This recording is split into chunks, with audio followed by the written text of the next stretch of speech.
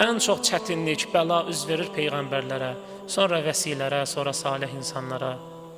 Yəni bütün bu bəlalar, çətinliklər hamısı Allahın dostları üçündür. Görə də həyatda çətinliklərlə üzləşəndə demə ki, Allah məni tərk edib, Allah məni sevmir, Allah məni yalqız qoyub.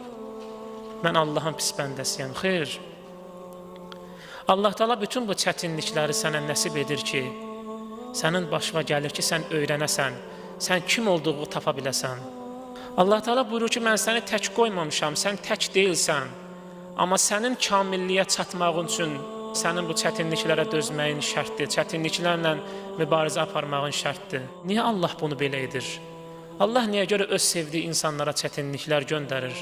Çünki insanın varlığında yatan o potensialı, o həqiqəti insan çətinliklə mübarizə zamanı ortaya çıxara bilər. İnsan çətinliklə mübarizə zamanı göstərər.